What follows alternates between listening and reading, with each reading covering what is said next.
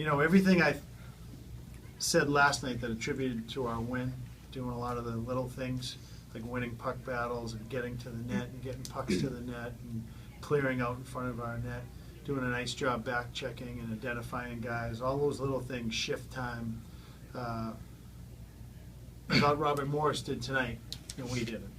I think for the first period, for the first probably 10, 12 minutes, I thought puck battles were 50-50. We won 50%, they won 50%. They got up 2-0, and then we started to come. I thought like the last 4 or 5 minutes of the first period was probably our best 5 minutes of the game. We scored to make it 2-1. They came out and scored right away in the third period. And then their power play goal. It's almost like a carbon copy of last night. Their power play goal kind of did us in, where last night we did the same thing to them. So hockey's a very humbling game. I know that. And I think as our team, and Billy alluded to it after the game, we don't have Crosby and Malkin, and not many teams do, right? I mean, some teams can go out there and play just okay, but you have Crosby and Malkin, and sometimes they can win you a game. In college hockey, that's not the case. Teams are very competitive, and there's a lot of parity, and if you don't compete and win battles and bring your A game, you're not going to win, and that was the case tonight. Do you think there was any sense of overconfidence just because last night went so well? I don't think that's the case. I mean, I don't know. Maybe I don't know. I'd like to. Hey, we knew they'd want the game, just like we knew RIT would want the game last weekend. We just weren't mentally. I thought from the get-go, even the too many men on the ice penalty. Mentally we were not into the game right from the beginning of the game, and that catches up with you. Billy, I appreciate you making the walk down here. It looks like you're in a little bit of pain, obviously.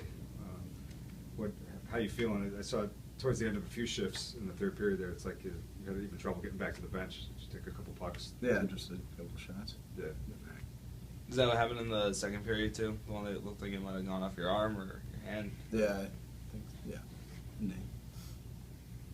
What do you think was the biggest difference from last night to tonight, Billy? Obviously we didn't get the bounces right away. And to answer your question earlier, I don't think it was, a sense of overconfidence. At this level, you can't predict what's going on in the other locker room, how they're approaching the game, whether they're going to roll over or they're going to come out stronger the next night. You can't try to assume what they're going to do.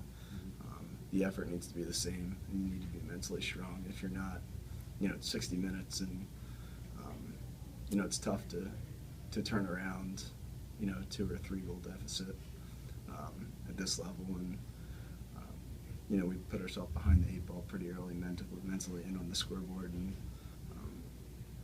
just weren't able to come back. Billy, as a player and especially as a captain, when you guys are in the midst of a race like this for positioning in the conference tournament and the fight for the title, how do you get your team to stay focused after, you had a great game last night and then tonight happens, now you have to wait a week to get out there and compete again? Yeah, we haven't accomplished anything yet. And one of the things we said before the game was we're still trying to climb the leaderboard. If you look at the pairwise rankings, if you look at our league rankings, we're not number 1, and we're certainly not close to number 1 in the pairwise or in the in the country. And that needs to be motivation for everybody. You can't take nights off, and that's frustrating as a group. And we just need to come back next week ready to work on Monday and learn from the mistakes tonight.